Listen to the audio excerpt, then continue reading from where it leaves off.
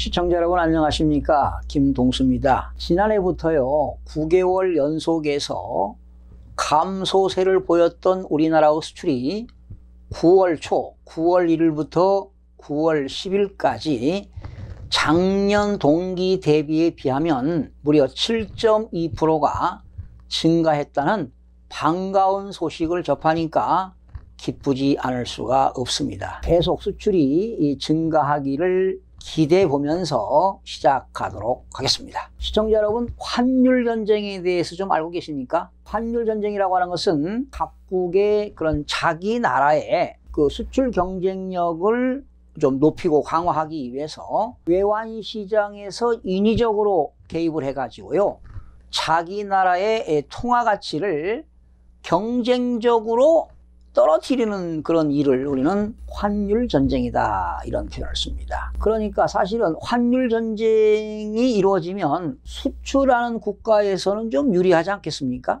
그러나 이제 수입하는 국가에서는 좀 불리하겠지요. 부담이 좀 커진다는 겁니다. 그러니까 수출 경쟁력을 강화시키기 위해서 자기 나라의 화폐를 좀 떨어뜨리는 것을 우리는 환율 전쟁이다. 지금 말이죠, 세계 각국에서 소위 환율 전쟁, 통화 전쟁이 지금 벌어지고 있다고 보면 되겠습니다. 특히 지금 미국과 유로존, 유럽연합에서 유로존을 쓰는 국가가 19개 국가지요. 또 미국, 유럽연합, 또 중국, 일본 등 주요 국가의 중앙은행에서 말이죠, 경기 부양을 위해서 지금 양적 완화를 실시하고 있습니다.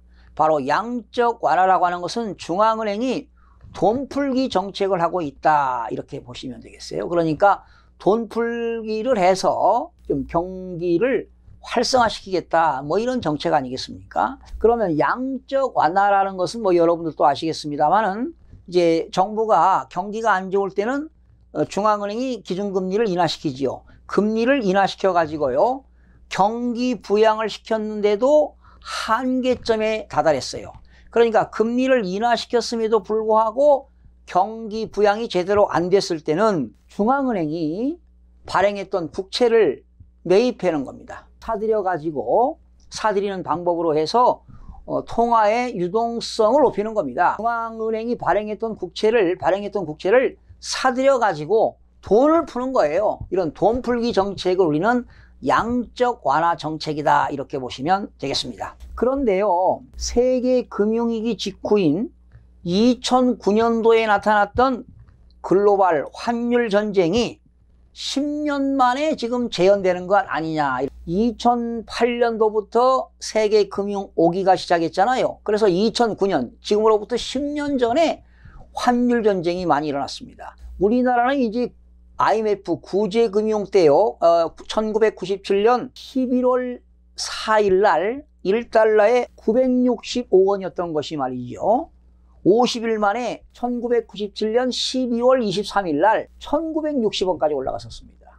여러분들 기억하실 겁니다. 그리고 2008년 세계 금융위기가 왔을 때 2009년도에는요 1달러에 1427원까지 올라갔었습니다. 지금 현재 우리나라는 1달러에 1194원 지금 50전을 찍고 있습니다. 그러니까 1200원을 지금 전으로 형성되고 있는데요. 우리나라도 역시 수출하는 사람 입장에서는 원화 가치가 떨어지면 수출 경쟁력이 강화되겠죠. 그러나 수입하는 사람 입장에서는 힘들지 않겠습니까? 사실은 우리나라는 수입보다 수출이 더 많고요, 대외 의존도가 더 높습니다. 수출에서 수입을 빼서 우리나라는 경상수지가 높은 나라입니다. 그런데 요즘 수출이 좀 격감하다 보니까 경상수지가 많이 좀 떨어지고 있는 실정인데요. 이번 통화전쟁의 방화세는요, 유로존 중앙은행인 유럽중앙은행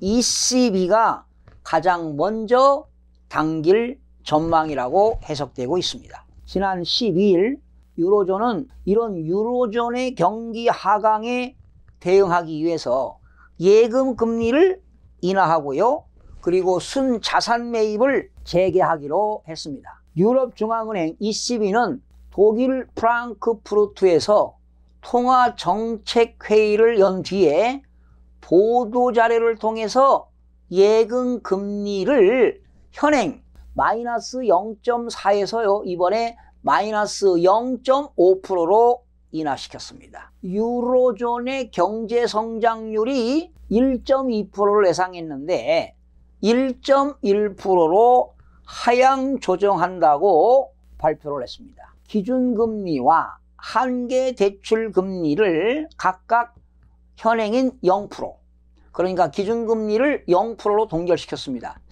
이번 유럽중앙은행이 기준금리를 마이너스까지 내린다고 했는데 0%로 동결시켰고요. 한계 대출금리는 0.25%로 유지를 시켰습니다. 11월 1일입니다. 이제 얼마 안 남았습니다. 한 50여일 남았는데요.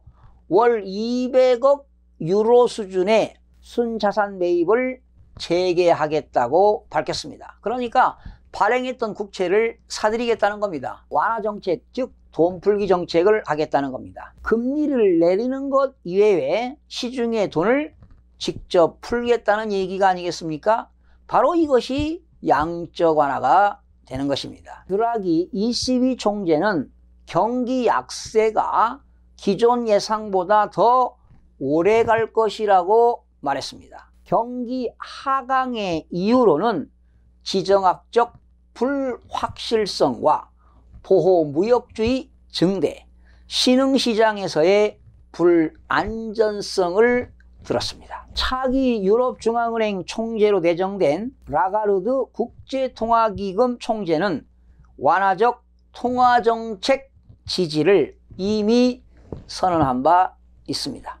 미국 중앙은행 연방준비제도는요 9월 17일에서 18일 열리는 연방공개시장위원회지요 FOMC에서 아마 기준금리를 인하시킬 것입니다.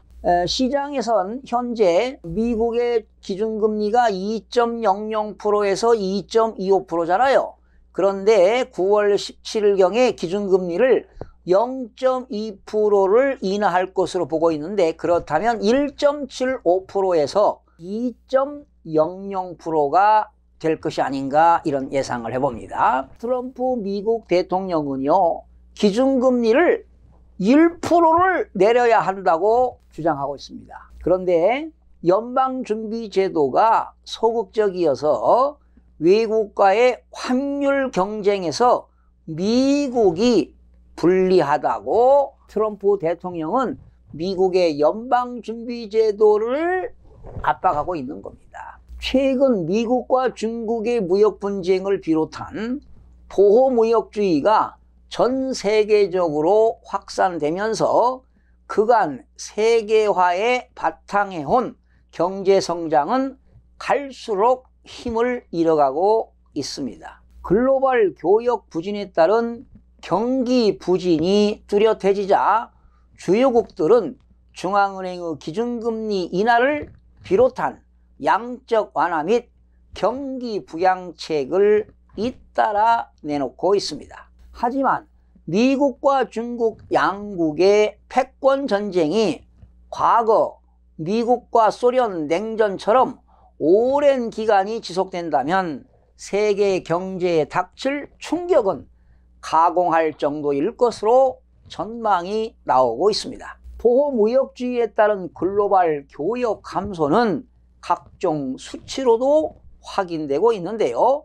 세계 상품 수입 물량이 선진국 수입 둔화 및 신흥국 수출 둔화로 인해 5월과 6월에 각각 마이너스 0.7, 마이너스 1.4로 연속 역성장했다고 네덜란드 경제분석국 CPB가 집계를 했습니다. 글로벌 제조업 생산 증가율은 2017년도 하반기에는 4%대를 기록했으나 올해 들어서는 1% 선에 그치고 있습니다.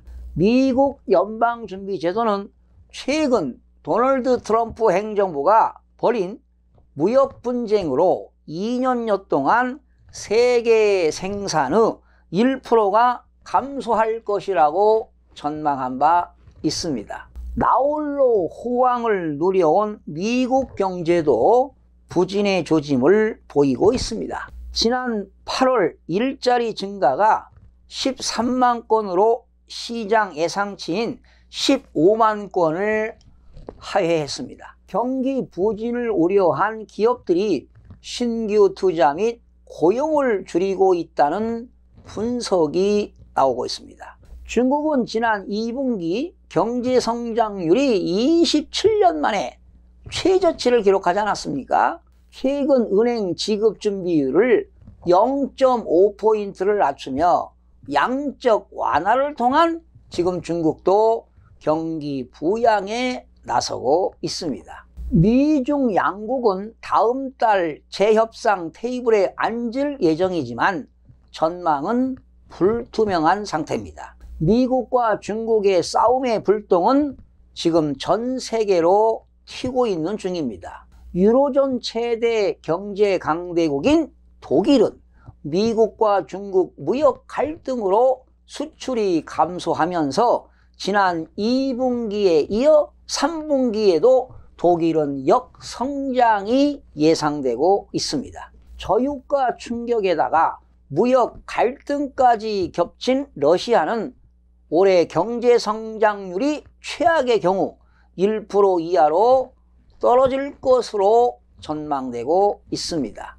이에 주요 통화국들은 경기 부양 목적의 양적 완화에 나서는 중입니다. 일본은 일반 시중은행의 예금에도 마이너스 금리를 적용하고 있습니다. 문제는 세계 경제를 위협하는 요소들이 미국과 중국의 무역 분쟁 등 다분히 정치적이어서 통화 정책만으로는 대응하기가 쉽지 않는 것 같습니다. 영국의 노딜 브렉시트 가능성은 최근 영국 하원에서 연장안이 통과되면서 3개월이 유예됐으나 해법 마련하기까지는 시간이 촉박합니다. 홍콩의 민주화 시위는 소강 상태에 접어들었으나 타협점을 찾기는 요원합니다. 2008년 금융위기 이후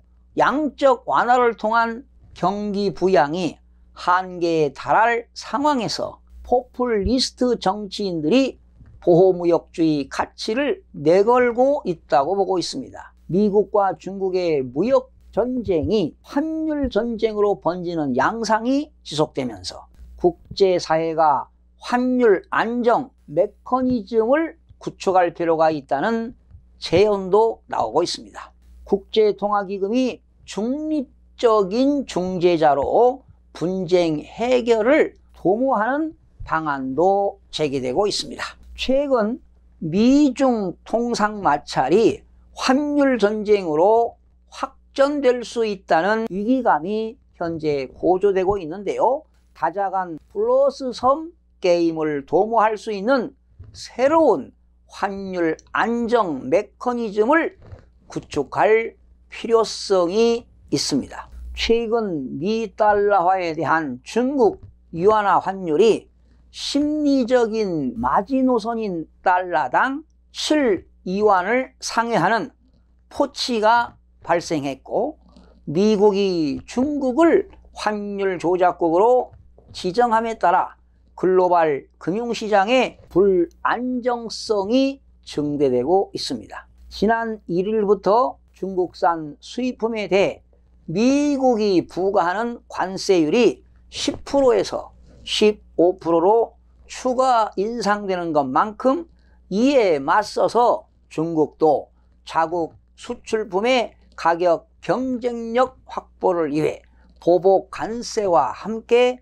위안화의 추가적인 평가 절하를 유도할 가능성이 높아지고 있습니다. 첨단 제품 생산에 필수적인 원자재의 대미 수출 금지와 미국산 농산물 구매 거부 운동, 남중 국해 영유권 분쟁 등으로 대응 영역이 확대될 수 있다는 전망도 나오고 있습니다. 1929년 말이죠. 경제공황이 발생했잖아요.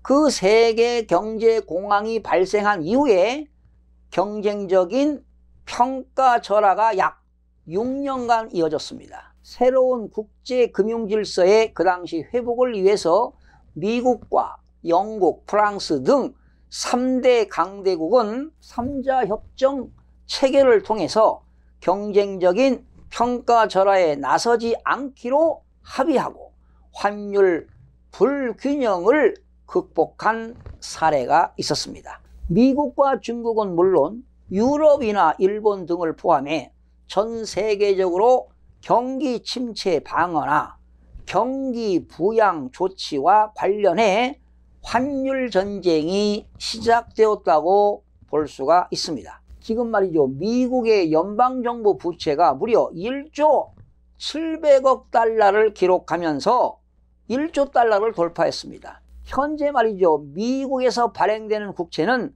30년물이 최장기물입니다. 내년에 저금리로 50년 최장기물 국채를 발행하여 부채 상환 부담을 덜겠다는 취지로 스티븐 재무부 장관이 발언을 했습니다. 세계 경제가 어렵다는 반증을 의미하는 것 아니겠습니까? 현재 우리나라 국내 상황만 보더라도 금리 추가 인하가 타당합니다. 환율 급등으로 진퇴양난에 빠졌습니다. 우리 경제는 대외 여건이 악화되는 가운데 소비와 투자 등 민간 부분의 회복이 지연되고 있습니다. 미국이 기준금리를 인하시킬 겁니다. 연방준비제도가요. 그렇다면 한국도 10월에 기준금리를 내릴 수밖에 없습니다. 경기는 회복되지 않고 환율 상승에 외국인들의 자금만 빠져나가는 상황이 벌어질 수도 있습니다. 경제당국은 철저한 대비 태세로 다가올 통화 정책을 극복해 나가야 할 것입니다. 시청해 주신 여러분 대단히 고맙습니다. 최선을 다하겠습니다.